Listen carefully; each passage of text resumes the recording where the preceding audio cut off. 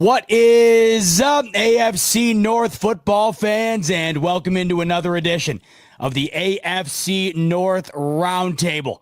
The free agency frenzy has officially begun. What a wild last 48 hours it has been. And on tonight's episode, we dive into all the wheeling and dealing that we have seen go down within the AFC North. So let's not waste any time. Without further ado, let's bring in the fellas. Boys, so good to be back with you. So much to talk about this evening. And for the most part, I think it's a lot of positive. So we got a lot to talk about, a lot of good stuff to talk about. It's that beautiful transitional period between the Super Bowl and the draft. Free agency is the savior. This year has not disappointed thus far.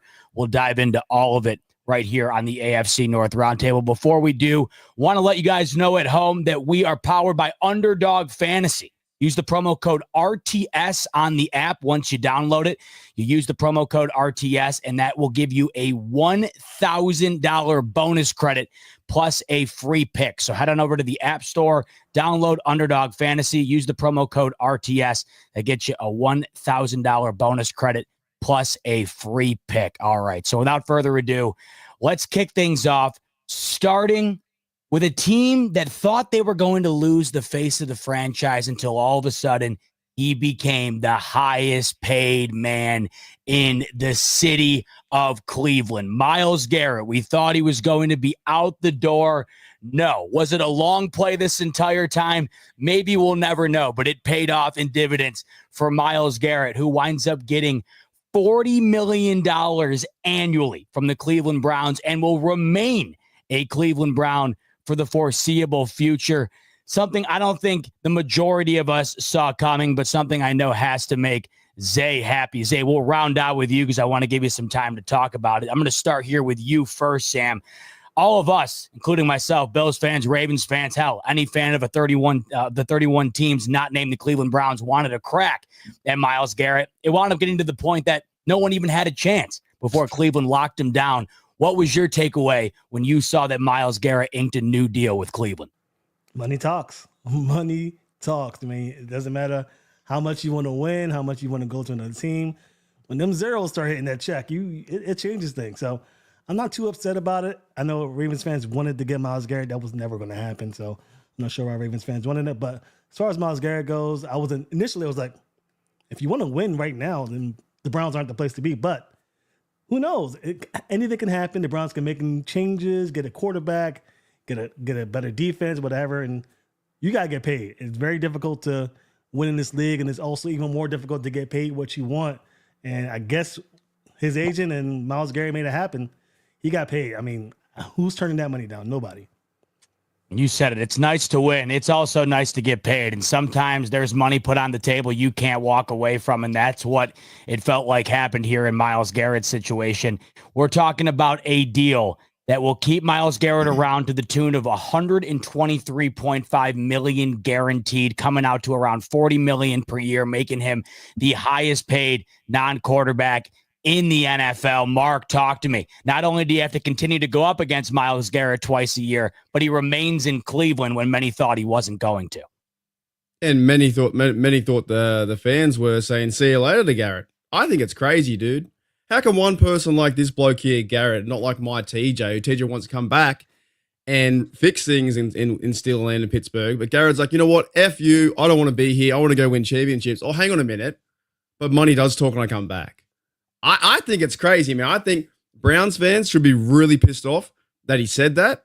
And then also, of course, he's a great player. But how can everything just turn around from one way to go, I want to go out and play for, championships, go down Radio Row, Super Bowl, talking to all these teams, putting, BS on the Browns. Next when he's back, I think it's a big show, man. I don't really care about it. I think he's worthless. I don't like him. Not a fan. I haven't been a fan since he threw that helmet at Rudolph. Can't handle him. Don't like him. And now what he did to the Browns fans, said, oh, F you, I can't win championships here. I'm going to go somewhere else. That's a cop-out. You got to give Mark credit. He remains consistent. His take on Myles Garrett has been the same since day one. $40 million a year or not, Mark is still anti-Myles Garrett. Zim, your perspective on this might be interesting because I'm wondering, Are you hoping the same thing that happened to Myles Garrett happens to Trey Hendrickson in Cincinnati, or are you thinking price went up for Trey Hendrickson in terms of a trade package, knowing that a guy like Myles Garrett isn't on the table to kind of take away from what Cincinnati could potentially get for him? That's interesting. You looked at it like that. I looked at it more so that I thought it had more of an impact maybe on Jamar Chase a little bit. I thought that you remember when Deshaun Watson signed the first time, it had impact on other teams and like it proved to be an anomaly and it was just a stupid ass move and nobody followed the trend. But at the time, it was like the conversation was like, whoa, you got to guarantee like this much. And I feel like this is another move. Like nobody's going to get paid to that level, I don't feel like. But our de facto GM did say, and I quote, we're prepared to make Jamar Chase the highest paid non-quarterback. So the fact that, and I think he was already going to get $40 million anyway. He won a triple crown at 25 years old. So I thought it kind of impacted that. So instead of 40, now it's like 41, I'm guessing, for Jamar Chase. The Trey Hendrickson one is so weird to like I don't know how that impacted that because I just don't think that I think that it's a little weird. It's almost like baseball pitching. I feel like Trey Hendrickson is like the craziest closer in the National Football League, where if you want sacks and just sacks, pure rusher, he's the best pure rusher in the National Football League. If you want the best defensive lineman, which is probably more valuable, then you go get Myles Garrett. You know what I mean? So I think those are two different conversations. Now, will the team see that and say, yeah, we were prepared to give him 30. Now that Myles got 40, we're prepared to give Trey Hendrickson 34, maybe so. But it doesn't change what the Bengals were thinking is we need a first-round pick back for this dude. He just led the National Football League in sacks, first-team All-Pro. Why would we give up less? We have cap space. We don't need cap space. He doesn't like our terms. I get that. But his agent promised the Bengals that they could go fill a first-round pick. So we gave him the opportunity to go get it, but he failed to do that. So now the Bengals are using up money, and now if he wants to come back and get the same deal, it's just weird now. Like his agent is made a couple of mistakes. I don't know how much the Myles Garrett, situation has really impacted that though. The reason I thought about it is because, of course, I was stuck in fantasy land thinking about how the Bills were going to bring in Myles Garrett, and then when he was removed from the table, I immediately switched to what's it going to take for Trey Hendrickson, and obviously I'm aware that I would imagine Cincinnati would rather make a deal with the devil than the likes of the Bills or the Ravens or the Chiefs. But the reason I thought of it is I'm thinking to myself, well, if one of the main characters is off the board and there's only one left, you'd have to imagine that more is going to be put on the table to try to acquire him. But that's interesting you're looking at it that way now, especially when you're looking to try and fetch a one. So it'll be interesting to see what ends up happening with Trey Hendrickson. As it sits right now, what's more likely? He gets moved or the Bengals find a way to retain him?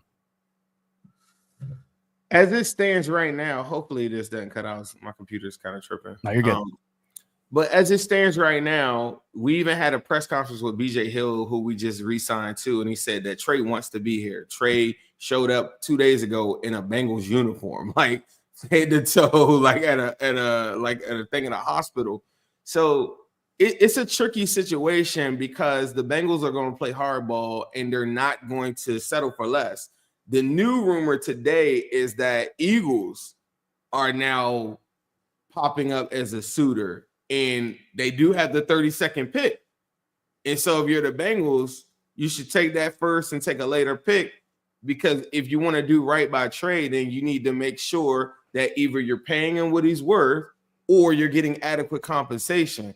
And so this concept that we would take like a third or a late second, why would the Bengals do that? They could just get a compensatory pick the following year. They also could go back and tag them the following year if they really want to be assholes. So there's no rush for that. And then also, even the AFC suitors, I don't know if maybe the Bengals fan base, we think a little bit different because we're kind of tied to our front office, but fuck the AFC. Like, we're not shipping the best, like one of our best players to the Bills. Like, no. Right. After y'all GM were like, I don't, he talked about the Bengals being like, yeah, you have to suck to be Jamar Chase. You think we're about to send you Trey Hendrickson?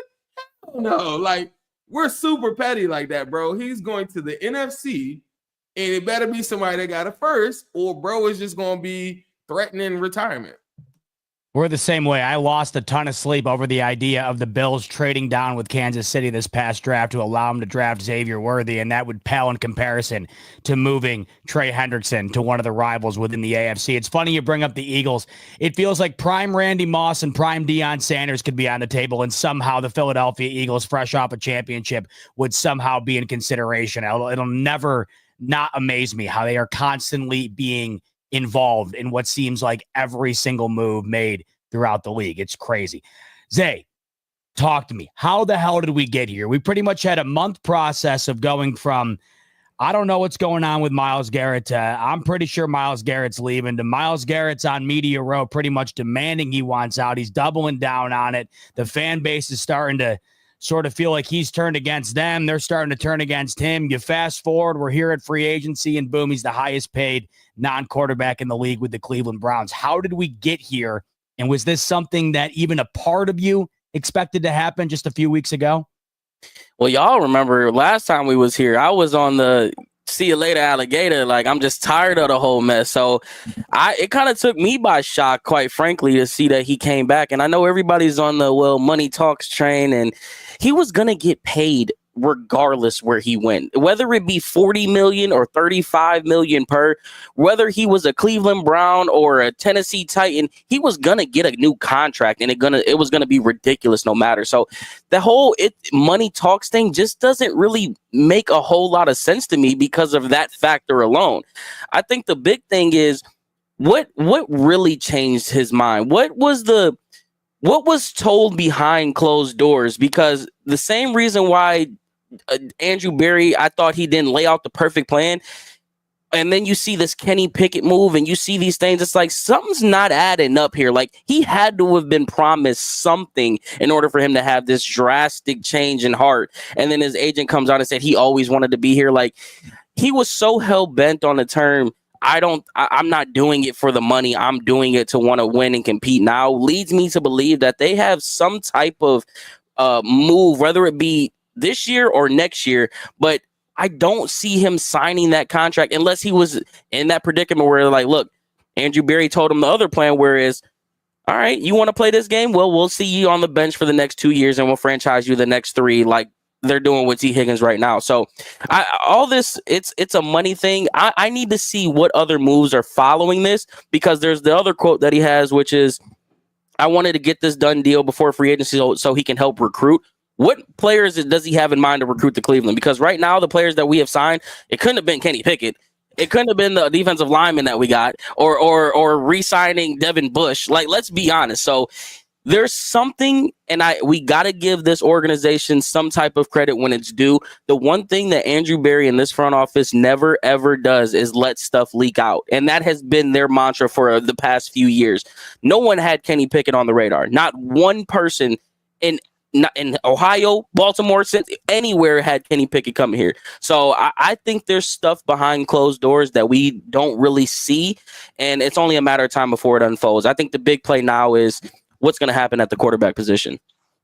Obviously, you'd rather have Myles Garrett than not. He's one of the best, if not the best, defensive player in the league. But is this a net positive for Cleveland moving forward, paying him the amount of money that they did?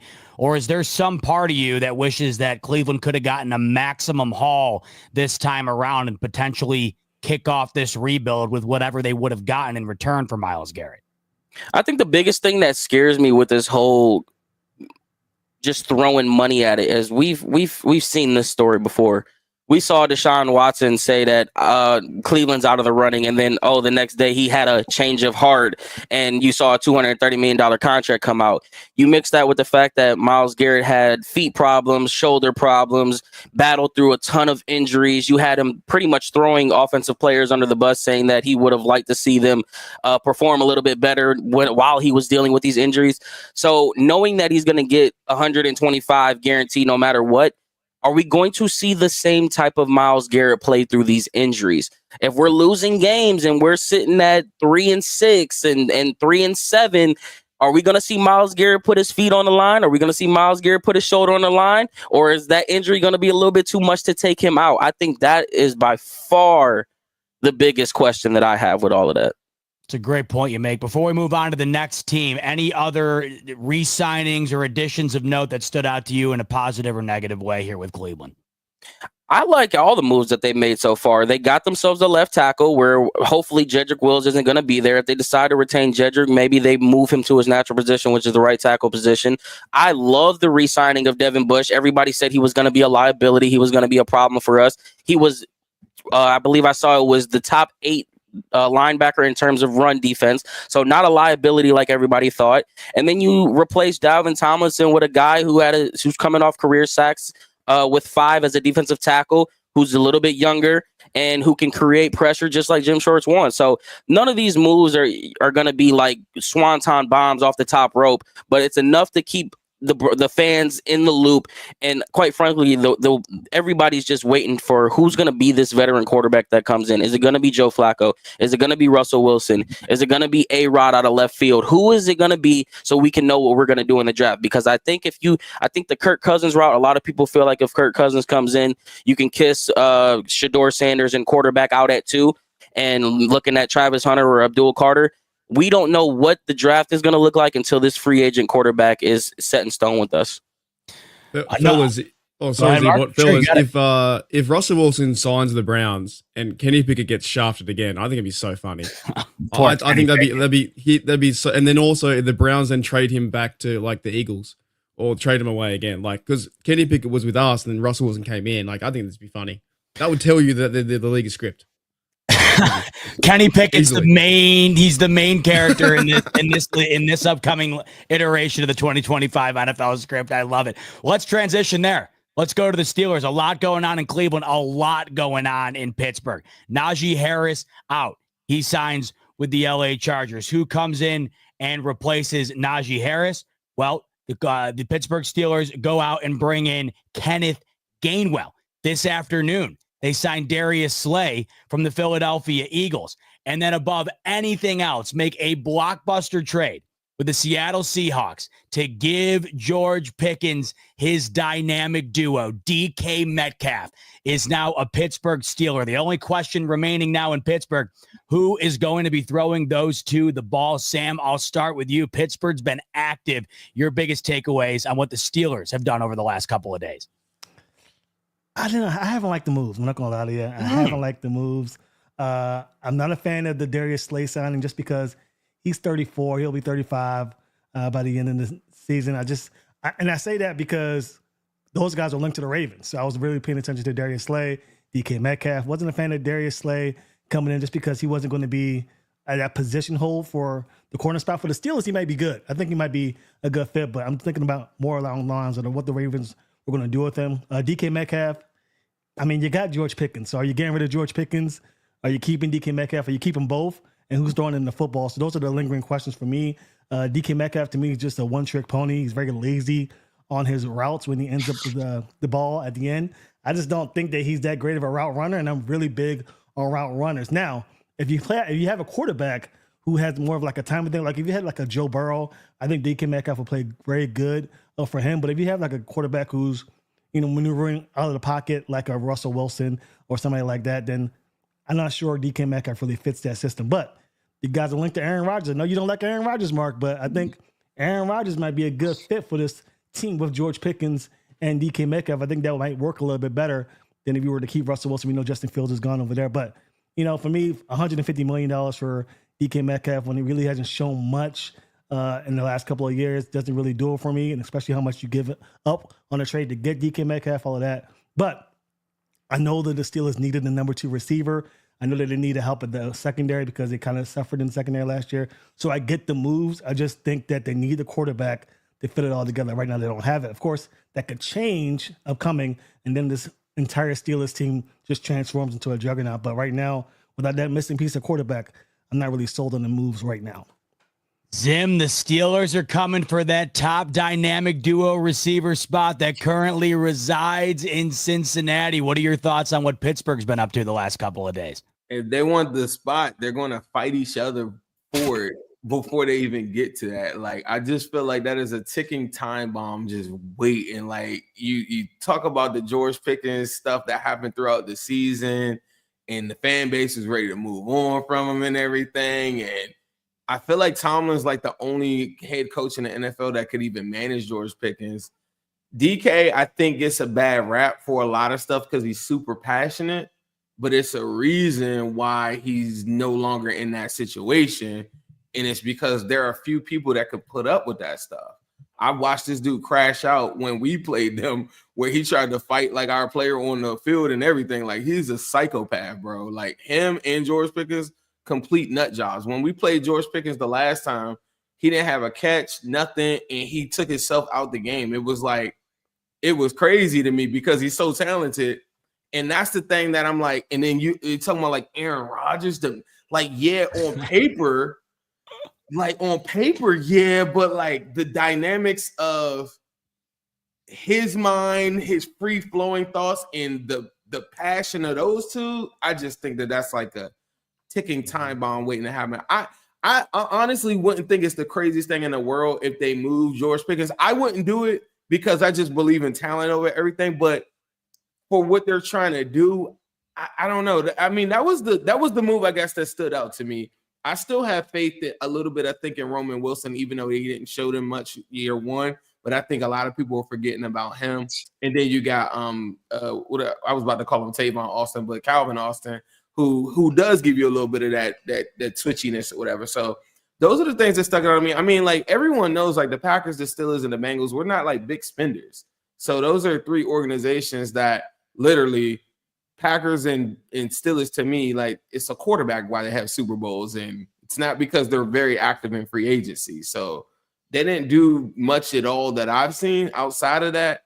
I do think it is a little backwards to go get a wide receiver before you nail, like, the quarterback situation, unless you already have something set in stone that we don't know about. And if that is Aaron Rodgers coming to the Steel City, you might as well leave the Hard Knocks crew in Pittsburgh, because that would be must-see TV, watching behind the scenes, all of that going down. But if anybody can get these guys on the right path, it does seem to be Mike Tomlin. He has become what feels like the wide receiver whisperer, being able to get the most out of these guys that maybe other teams wouldn't. But Zay, that's just one part of the piece. DK Metcalf to Pittsburgh, Kenneth Gainwell to Pittsburgh, Darius Slay to Pittsburgh. Your overall takeaway on what you've seen the Steelers get done over the last 48 hours or so? It feels like Steeler moves, man. Enough to keep them relevant, enough to keep them competitive and give them a slight edge. Like, I was a fan of the Darius Slay. It feels like another Joe Hayden-esque move where they get a guy who's not going to be that, and now he turns into a Pro Bowler, which he's already a Pro Bowler. I'm not saying Darius Slay is not Joe Hayden's level, but I just like the transition there. DK Metcalf, Crash Out City is going to be fun and entertaining, but I'm really, really hoping that they don't get Aaron Rodgers, because while I see how it could be a problem, I think the Mike Tomlin would have to check Aaron Rodgers' ego at the door before he even sets foot in the organization. If anybody can manage a bunch of egos, it's definitely Mike Tomlin. And I know a lot of people are looking at Aaron Rodgers' age and all of this stuff, and they think he's washed. Man, Aaron Rodgers still throws one of the best footballs in the league, and I think people are they forgetting that, man? We're in such a what have you done for me lately now that people forget that Geno Smith resurrected his career, and you've got Sam Darnold who resurrected his career, Baker Mayfield resurrected his career. Like, there's quarterbacks that they play with these chips on their shoulders, and they're waiting to prove people wrong. So I feel like, personally, if Aaron Rodgers ends up in Pittsburgh, man, I might beat up Bob when I see that signing, just for the simple fact of the headache that could be the Pittsburgh Steelers, which they already are a headache. Yeah, it does. It does feel like if Aaron Rodgers joins Pittsburgh, they would be incredibly interesting. And from his perspective, I can't see another team worth going to other than Pittsburgh. Maybe Minnesota, I suppose, but you do know that J.J. McCarthy's going to be knocking on the door. Zay, that would be awfully interesting as well, too. I can't lie. Seeing Aaron Rodgers in Cleveland would be something else, too. Here's my only reason why I say I know it's not been linked to us at all, but we're talking about egos, right? Aaron Rodgers is one of the most egotistical people in the league, and he wants nothing more than to punch it in your mouth and show you that I can do this, right? Pause. I know, Zim, you up there, pause. But what I'm saying is, though, you can just think about how Aaron Rodgers is. Oh, y'all gonna count me out? Well, guess what? I'm gonna go bring Cleveland out of the dirt. And like, it could just fit his moxie and his mentality. So I'd be all for it. Cleveland, I don't know how much they love it here as fans. Well, you did say that Myles Garrett was supposed to be re-signed for recruiting purposes, so potentially that is what's going on behind the scenes. Wouldn't that be something? That's why we watch, folks. That's why March is interesting in the NFL. It's a year-round sport these days. And Mark, for your Pittsburgh Steelers, they have taken no time off. They've gotten to work early here in the offseason. Talk to me about all the moves that have been made here, including what Sam mentioned earlier, Justin Fields now becoming the new starting quarterback for the New York Jets. So there's a lot of turning tables going on in Pittsburgh, including, of course, the most notable, the addition of DK Metcalf in the trade with Seattle. Yeah, so I was hoping that Justin Fields would be a Pittsburgh Steeler, but there were reports coming out that there was $10 million too much. And so the Steelers didn't want to pay, I think, $20 million per year. So shout out to him to go into the Jets. But I'm not totally cut that didn't happen. It is quite funny, though, right now. We don't have a quarterback on the roster at all. There's been links now to Mason Rudolph has been linked to coming back to the Steelers to be QB2.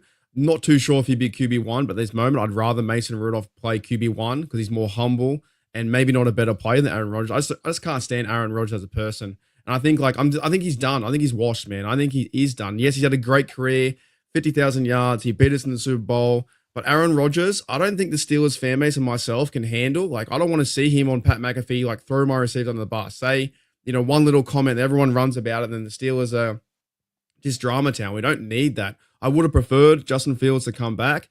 Now it looks like Russell Wilson, there's no link there between the Steelers, and they're not having any conversations or contracts with that maybe happening. He's going to the Browns, then the Giants. So I don't know where the Steelers are, to be honest, if they're going to go into drafting a quarterback or if they do end up with Aaron Rodgers. Now, of course, I will make one angry rant video, then I'll move on. Like, this is life, man. I got stuff to do. Like, I'll be angry for like 2 minutes and I'll probably cheer him on after that. I'm not too pissed off in my ways where I'm not going to watch. That's just stupid. I got nothing else to do.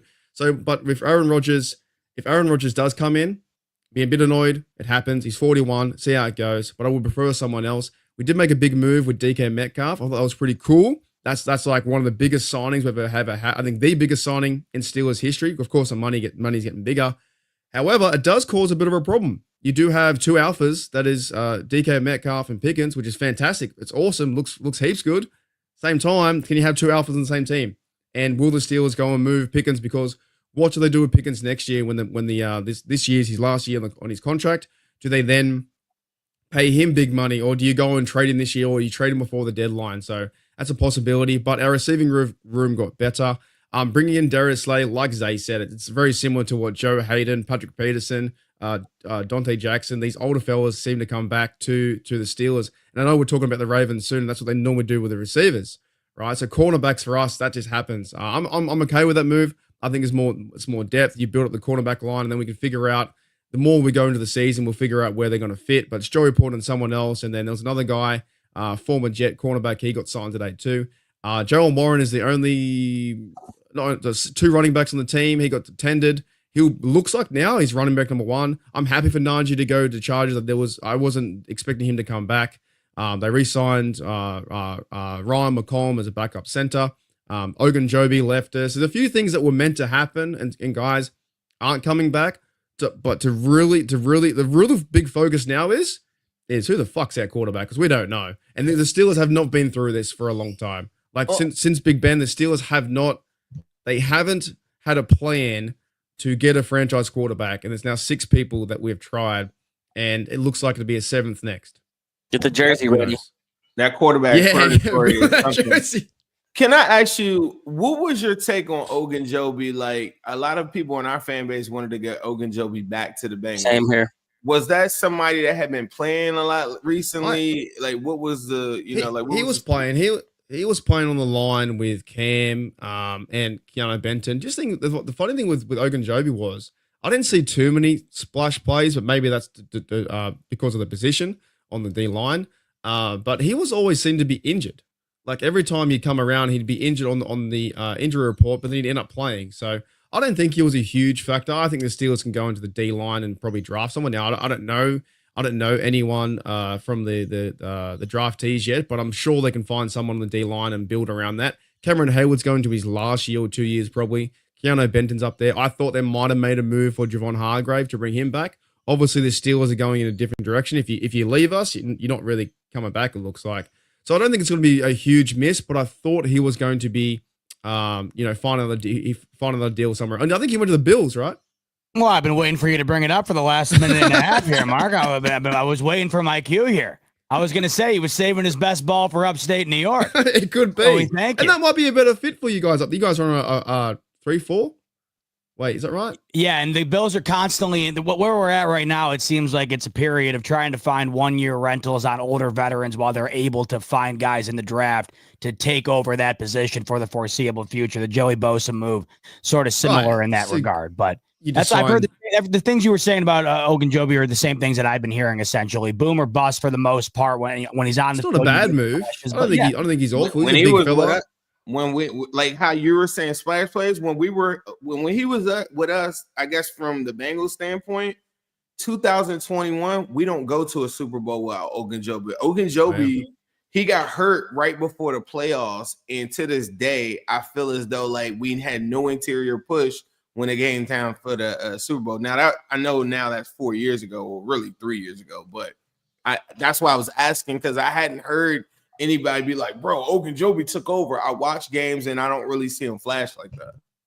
I think he's a good player for the D line up front, but I think just the Steelers are going a different direction and getting younger at that position. They said that with Keanu Benton, and Cam had one of his best years, I think, in his career, but they need to find some talent behind that. But yeah, other than that, guys, I think the biggest move was probably the DK Metcalf. But then who's throwing the football team? That's our big Instill Nation. That's our big question right now. Mark, before we move on to the next teams here, I'm just interested. Najee Harris, over 1,000 yards every year with Pittsburgh, started every single game for Pittsburgh, 250 plus carries every year for Pittsburgh, 7 touchdowns minimum every year for Pittsburgh. Was this an easy guy to let go for Steelers Nation? Because it feels like based on the numbers, it shouldn't have been. I don't think it was an easy guy. I think I did see some comments out there saying that Najee was a first-round bust, which I don't believe. I think Najee was a really good football player for us. But I think what the different direction they're going in Arthur Smith's offense, he doesn't overly fit it. So they tried running him like a halfback tosses and then, different things like that and just didn't really work. He's more of the north and south guy running over you. I really enjoyed Najee playing for 4 years, but I think Najee was always on the way out. I think he wanted to find a better deal, different team, see what he can do, then maybe get a big contract. And I think the Steelers, they have to have a plan. Otherwise, it's going to be the receiver position gone wrong and the quarterback position gone wrong again. But yeah, Najee to me was always on the way out, but he played good football for us. I'm happy that he's got a team in Chargers for a 1-year contract. But I don't think we're overly missing. The longer we can go in the draft and grab a running back, or I'd probably say a running back now, because Kenneth Gainwell is going to be their third down running back / kick returner. Warren could be number 1 at the moment, but if you get someone else, could be split carries. It's going to be running back by committee this time, whereas Najee was feeding the ball. In the first few years, it was 70%. Then every year it went on, it was like 60-40 with Warren. So I wish him all the luck. But yeah, it was a move. I think he was always going to find another team. I don't think he was ever going to come back. Yeah, and it's supposed to be a pretty deep running back class this upcoming draft here next month. So we'll see if Pittsburgh addresses that there. But they did, of course, add Gainwell, like you mentioned. Hello for Real's coming in, by the way, Mark. He's saying the Rodgers to Steelers era will start 9-2 and finish 10-7 in classic Pittsburgh fashion. Winning season. Can I say? Yeah, exactly right. Another feather in Mike Tomlin's cap that you can't take away from him. Another right? first round exit. Also, while we've been on the show, CJ Mosley was just released from the Jets. Really? Was that? That's just happened. Was that unexpected? I mean, I hadn't heard anything about it. I was gonna say I hadn't either. Yeah. Yeah, I mean, I was just giving everybody, I guess, like an update. I don't know, like, no. I didn't mean it like that. I was just, I feel like the way it is now, the tampering period is so intense that when we actually hit the new league year, it just feels like everything's done by then. So I haven't heard anything about that. So they just released just a couple of minutes ago. Yeah, literally, like as Mark was just talking. Wow, interesting. Well, it's perfect you let everybody know because, fellas, we have nearly 750 live viewers in here with us right now, dude. And growing. The show is popping off right now, and we appreciate 20 likes on YouTube. Like it up. Come on, y'all. What was that? What the hell did you just say? Only 20 likes on YouTube. We got 118 of them on YouTube. Y'all need to see the forehead or what? Come on, man. Like this. Come on. New season. Get it out. Zay's dropping forehead for you guys, man. You got to hit the like button for the forehead. We got 770 of you in here, 20 likes.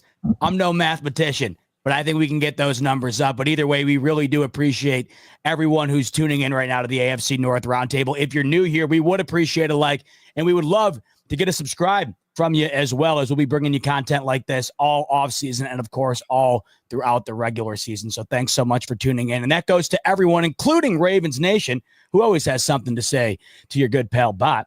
He says he's got an AFC East champs hat on, but that's all he's got. Ravens Nation, last I checked, we got a couple dubs over those Ravens in the playoffs, the only 2 times we saw them, and we'll take the East hat when we can get them. We'll take the MVP most recently here when they give it to us. We'll see.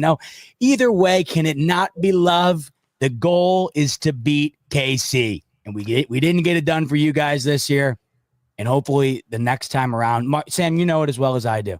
It's whoever winds up advancing next. That's the ultimate goal. Zim's the only one who's been able to do it, damn it.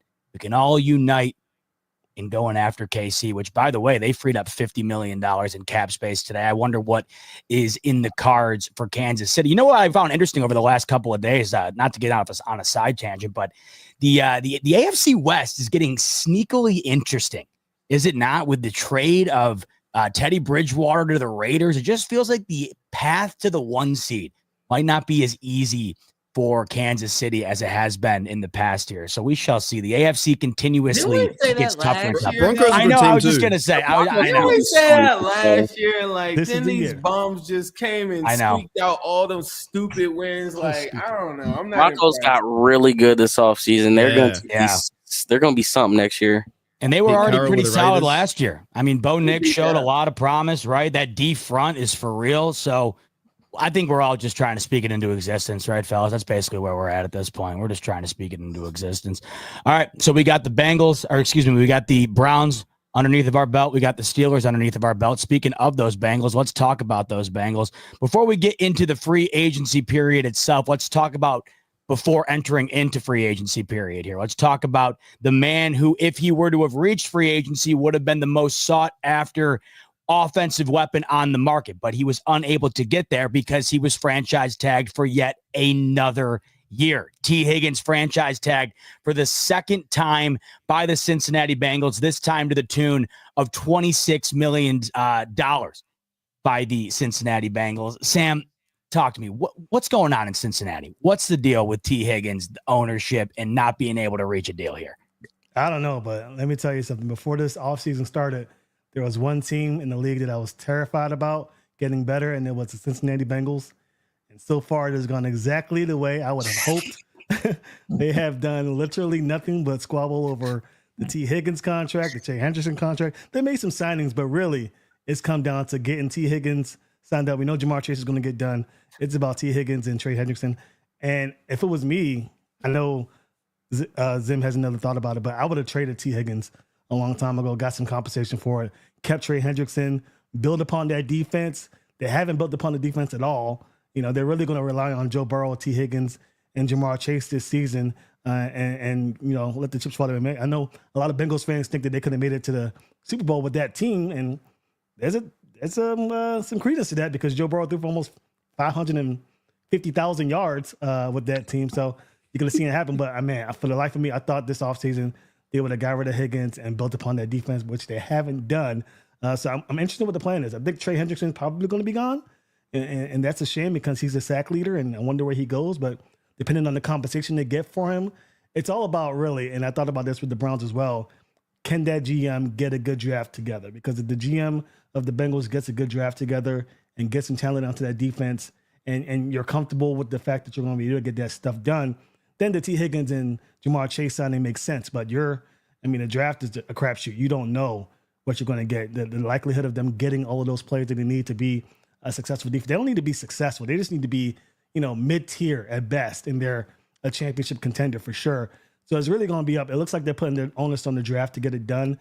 But in my opinion, I would have definitely just traded T. Higgins away and got the Trey Hendrickson deal done. But that didn't happen. So we'll see what happens in the draft. The draft are going to tell a story for 2025 for the Cincinnati Bengals. So fingers crossed they mess up, but we'll see. DeAndre Hopkins got a deal done with the Chiefs and the Ravens before T. Higgins got a deal done with the Cincinnati Bengals. We'll talk about D-Hop in just a minute here. Mark, DK Metcalf got a deal done with your Steelers before T. Higgins got a deal done with Cincinnati. Your big takeaway on what Cincy's got going on right now? Big takeaway is Joe Burrow and the Bengals might need to score 51 to 49 every week. Like it's all offense, you know. I haven't been keeping up too much with the Bengals because I hate them.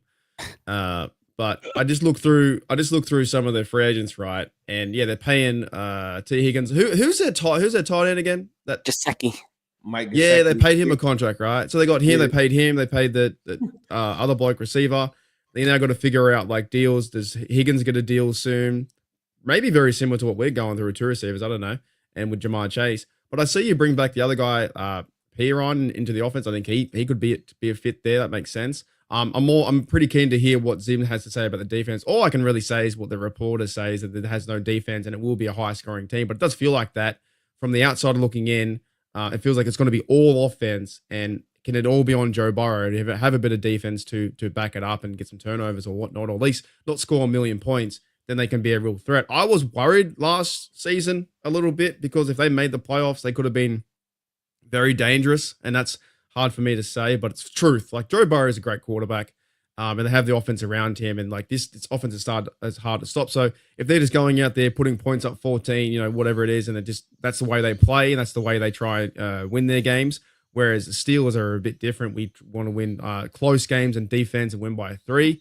That was going to be crazy, but yeah, I'm keen to see what Zim says about the defense, because I don't know who overly they brought back. Was it BJ Hill, one of the big fellas up front? So he come back, so that's interesting. But yeah, I'd just say they've put all their money into offense, and I just is that going to pay off? And it's a defense win championship as you see with the Eagles. But if it works, man. I still want them to obviously miss the playoffs and not go well, but they are putting they got a lot of weapons, and we didn't have many weapons now, but they have a lot of weapons to play with. Yeah, I'm interested to hear what Zim has to say too. But first, Zay, your thoughts currently on what's going on with the Cincinnati Bengals as it stands early here in the month of March. My biggest takeaway is hide the money, y'all. It's poor people around. Them boys, I mean, hey, Zim, we talk about money back and forth between me and you and how we spend it versus how y'all spend it. But I guarantee you, y'all would love to have Jimmy Haslam down there in Kentucky, because y'all be swimming. Everybody would be paid. Everybody would be happy. We wouldn't be talking about none of this, and we'd be talking about how the Bengals about to be the juggernaut. However, the one other takeaway that I do have, other than trolling the Bengals, is them on that, but is the Samaje Perine thing. Remember we mentioned that? I was like, there had to be something with that.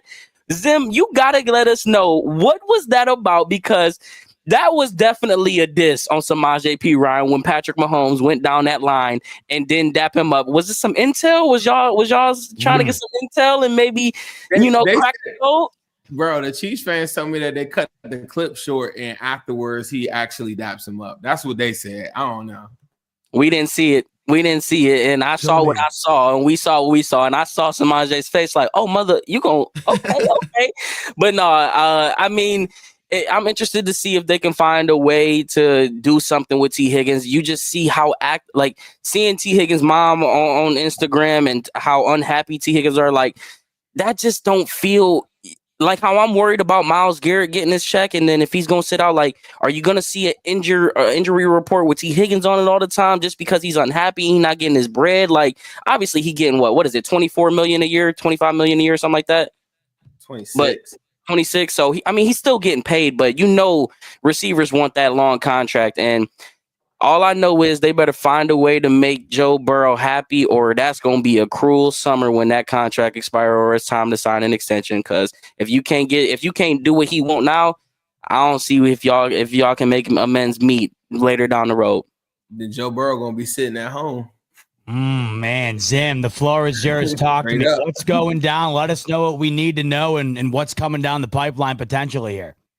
I think the Bengals made some moves just to go over like just some quick stuff. Like they did like the small little deals that nobody really cares about. They re-signed BJ Hill. I thought the money was fair. He's a really good run defender. He does give you a little bit of push up front.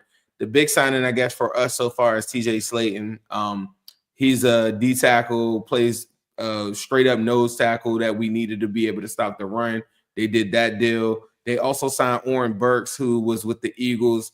Remember when Nakobe Dean got hurt? He then comes in, made hella plays like in the playoffs and even in the Super Bowl. He made a real big play on Jaden Daniels in the playoff game too. Mike Gesicki, up until today, we gave him the most tight end money. Samaje Perine, this deal has like no guarantees on it at all. He could potentially be cut in camp, honestly. And then we got our swing guard and Cody Ford. So I think muted. Oh shit. I think the Bengals are really like moving at their own speed. And I think it's frustrating as a Bengal fan to see them moving really slow when the Bengals really need to go get guards. I thought it was interesting. Sam was talking about like, yeah, this is what I would do. Name for me, what are the teams that offensively did what the Bengals did to the Ravens in the 2024 season? Nobody. Yeah. That's what I'm saying. I'm terrified of it. But I think you guys will still be able to do something similar to that without T. Higgins.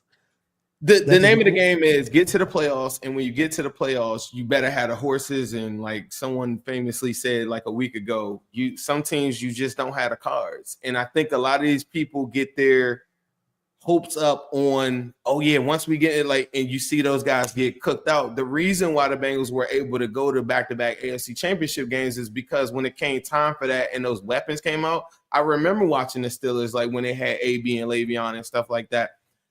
Their big time players made plays in those big moments. Like Zay Flowers and Mark Andrews and stuff is a testament, not to say that they're not big time players, but if your big time players that you're counting on make a mistake in those crucial moments, you can't go where you want to go. And I think Joe Burrow is smart enough to know that is the one thing that nobody can really take away from him is that when it's time to go cook, he's got the horses on the outside. Why would you take that away? You could go and try to go get and emulate that and go get Jaden Higgins or whatever in the draft. You could go get like any of these wide receivers, but who's to say that this guy's going to be a model citizen? Who's to say that this guy's going to be a multiple 1,000-yard season and all these different things? You don't know that. We just drafted Burt and then the dude crashed out. He's at the casinos. He messed up. They had a game plan for him. He didn't show up to walk through. Like, You're getting evicted. That was a dude that was super talented. And he blew his shot, and he had all the talent in the world, and he's still on the team. But like, you know what I mean? It's just like we're living in like real time of what happens when you try to replace your best players on the team.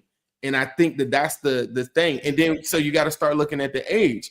The Trey Hendrickson one, we love Trey Hendrickson. I'm gonna speak for myself. Trey Hendrickson is one of my favorite players. Muted again. Yeah, I'm muted again.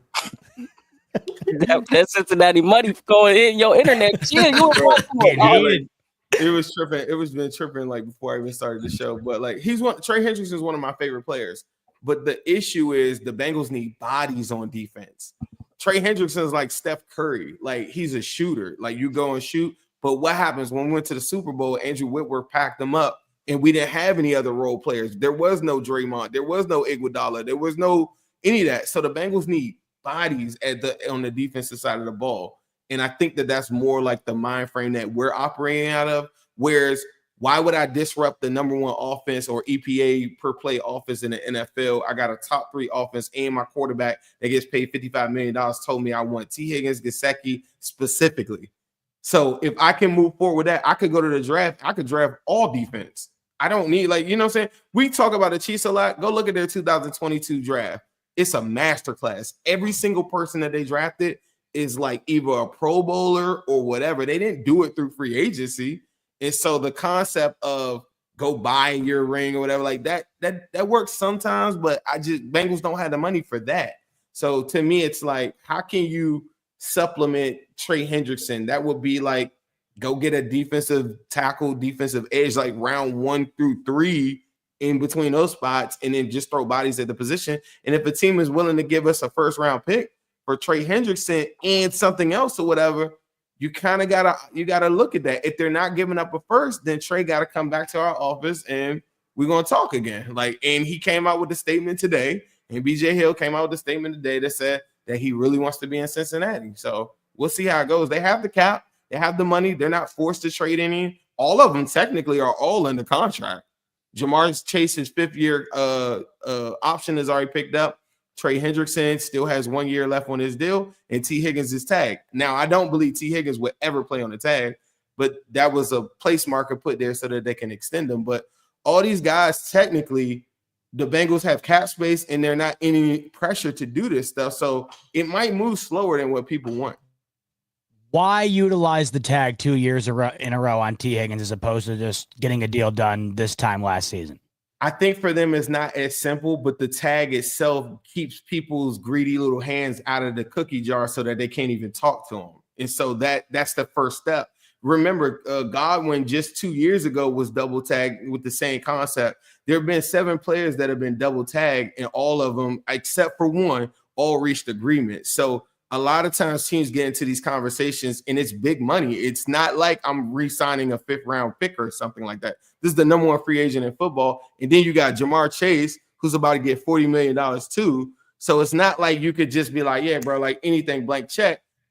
Most of these teams don't have that they don't have to sign that. They're signing guys that are sending, like, you know what I'm saying? Like, you know, I'm not going to specifically name teams, but they're not signing a T. Higgins and a Jamar Chase and a Trey Hendrickson all in one all season. So if it were that simple, I think it would happen, but it's just not that simple. Would Jamar Chase consider taking less money to keep T. Higgins along with you? Because we've heard Joe Burrow mention that he would do that. I think it's kind of one of those things where it's like, hey, we're either going to give Jamar Chase $40 million per, and we going to just have to deal with the T. Higgins as it is, or if you take less money, we can sign both of y'all. Well, see, that's what a Myles Garrett thing kind of screwed it up a little bit. What I had been saying all along is that Jamar Chase just wants to be the highest paid wide receiver. There's a world that I lived in that I thought he could have got done for like 38 mil, right? But he goes to the Bengals and says, I want 40, 41. And then they say, yeah, we'll do that. He said, oh, wait a second. You know, the 25 y'all were going to give T, the 26 y'all was going to give T. Instead of giving me 40, give my boy 28, 30, and then I'll take the 38. But now that Myles got the 40, that little cushion of 3-4 million, I feel like that kind of messed them up, bro. Like, I really do. And I think that was one of the forms, because, you know, another part that nobody's talking about is T. Higgins changed and dropped his agent and now has the same agent as Jamar Chase. So they're strategically trying to do this and make this happen. And that's why Joe Burrow's so confident that they can get it happen. They got Mike Gesicki done. That's the easy one. They got to go get the big boys. Well, Gesicki was on that list that Joe Burrow had announced to the world that he wanted retained, right, to keep the core pack together. And at the bare minimum, Zim, right, they will be together this year. You got Higgins underneath the tag, Jamar Chase on the 5th-year option. You just gave the contract to Gesicki. So I guess it's a matter of playing the waiting game now as opposed to getting something more long-term done. But for, you know, as it stands right now, the Bengals of last year, which were one of, if not the most potent offenses in the league, will be coming back into this upcoming season looking to be the same. One team that's looking to get even better on offense, and they themselves were one of the best offensive teams in the league last year, is the Baltimore Ravens. They made a splash in free agency, adding a wide receiver of their own from the Kansas City Chiefs, DeAndre Hopkins, who's turned into a bit of a journeyman here at the end of his career, has gone from the Chiefs to the Ravens to catch passes from Lamar Jackson. Zay, I'll start with you here on this one. Your initial thoughts on when you heard, among all the moves here that Baltimore has made, but in particular, what am I saying? DeAndre Hopkins. The Denzel, Denzel Washington meme where he smacks the damn table. Like that was my initial reaction, just for the simple fact that it's like the rich always seem to get richer. I know D-Hop getting up there in age, but however, I'm wondering if it was part of the script for him to just accidentally drop that pass in the Super Bowl, or was that him actually losing a little bit of steam? I've never seen DeAndre Hopkins drop a pass like that ever in my life. I'm going to lean on the it was scripted part. But damn, how every year they seem to just give Lamar Jackson what he needs, and yet he can't pull it out. He is his own worst enemy, huh? You give him a running back, you give him a receiver, you give him what he needs, you pay your guy here, you do this, and somehow, some way, Lamar Jackson gonna cost you anyway. Granted, Mark Andrews probably the big reason why y'all ain't win last year, but neither here nor there. It's frustrating to see the Ravens continue to just stackpile on these damn all pros, and their team is already so good. I follow one of these Ravens accounts. and they talk about the Ravens not making any major splashes. I mean, your roster's already so damn good. There's not really much that you guys can do. So adding a guy like DeAndre Hopkins is honestly just sprinkles and freaking frosting on top. It's a really good way to put it, Mark. It's a cupcake I'm assuming you don't want to eat, but one you got to at least look at on your plate twice a year. DeAndre Hopkins now to Baltimore. Does that make them more of a threat, in your opinion, going up against those Baltimore Ravens twice a year in the North? I don't think it makes them more of a threat. I think it's like an okay move. I don't think it's super crazy in that sense. I think they're still a threat because of Lamar Jackson, Derrick Henry, and just the way the offense is run. And like Zay said, they haven't really made any moves, really. I think Ronnie Stanley came back and did this move and the fullback signed. So the Ravens have been very quiet in the offseason. One thing I do want to bring up, without being too political or whatnot, I just want to figure out what's going on with your kicker. Is he coming back or is that old news? I thought he was supposed to get $230 million. Yeah, Mark, get on his ass. Yeah, Mark. Does no one care anymore? Like AFC North. I had no idea where we were going with that. No clue at all. I'm just saying, like, things happened in the news cycle, and surely, like, are they going to keep him? I'm serious. Are they going to keep him or cut him? Because Deshaun Watson got thrown under the bus for like months and months and months, and this other bloke who was missing kicks left, right, and center, actually missing left, right, and maybe not center because it was right for the sticks. Is he on the team? I want to know. I have no idea if he's on the team. I don't know if he should be or not. He's on the team. That's all I got. Yeah. So they're gonna keep him. So here's That's what I wild. think. Here's what I think. I think the Ravens are going to wait until the NFL finishes their investigation. They're going to hope that the NFL finds him guilty of it enough to suspend him, and then they'll have cause to release him. Now, if the NFL says, "Oh, we didn't find anything," then the onus goes back on Baltimore. They'll hate that because that means that all the pressure's on them.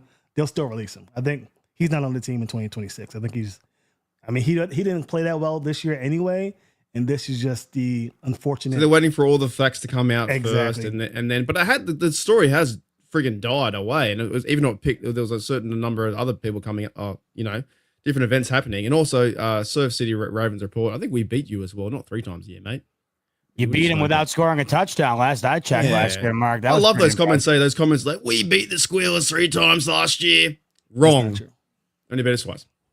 Zim, before we let Sam dive in, any thoughts on Baltimore's moves here in the offseason thus far? I want to know more about Justin Tucker. Yeah. Let's talk about Justin Tucker. Let's do a whole show. The story's gone. I got to tell you, my favorite Justin Tucker story, by the way, I was in Baltimore with my wife almost a year ago to the day, and we were going to some like barbecue festival or whatever. We flipped on the TV in the hotel, and the most random thing of all time, it was a Justin Tucker gas station commercial, and he was advertising. Yeah, what was it called? Royal Farms. And what was it saying? Was it chicken or something? He was advertising fried chicken. So I didn't make that up. That actually happened. It did. Because I couldn't. Royal Farms chicken is super underrated, bro. It was the most random thing I had ever seen. I turned the TV screen on, and the first thing I see is Justin Tucker standing in the middle of a gas station parking lot talking about chicken, and I'm like, I couldn't believe it. It was just the most random thing I've ever seen in my life. Let me give you a Justin Tucker story. No disrespect to Lamar Jackson. I've been scared to death of that dude for the last decade of my fandom. I don't want to see that dude kick another football in my goddamn division again. I am terrified of that. Like, even hearing Sam be like, "Oh, he didn't have that great of a year," like the threat of this dude coming out there kicking a 60-yard kick is something that lives rent-free in every Bengals fan's head. Like, I promise you, him and Boswell have never missed. Boswell missed his first kick ever against the Bengals, I think, this past year. Them two have never missed against the Bengals. Game winners, whatever. I watched Lamar get 15 yards, and these dudes set up a kick for 65 freaking yards, bro. Like, I do not want to see that dude kick in the division ever again.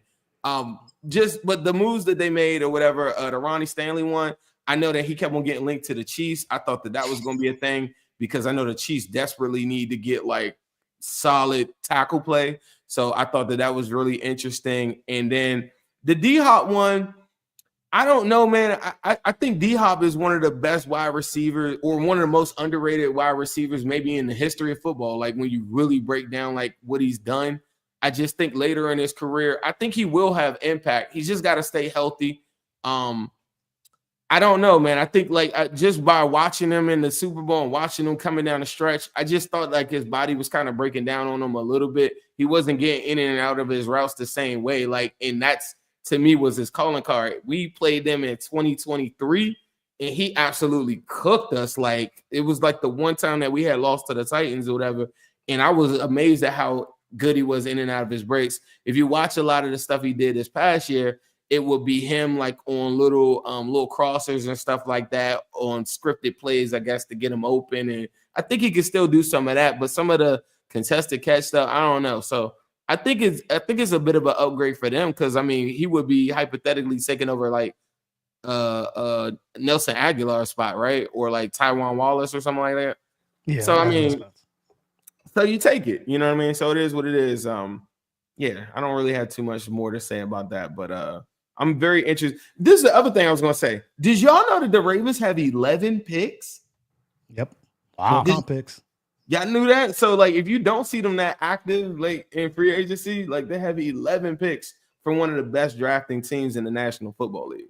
Just something to, like, kind of think I think the Bills might have 11 now after they made their move with Dallas trading Kyer Elam. I know they have 8 in the top 5. This draft's awfully interesting to me. Everybody keeps saying it just feels like not very top heavy, and then you could basically find a gem throughout the entire draft here. And if you are loaded up like that, Zim, who knows? Maybe that's where Baltimore ends up adding their most potent talent here in the offseason. But in the meantime here, Sam, Ronnie Stanley, that was a huge re-signing for you guys, of course, a 3-year extension on a $60 million deal.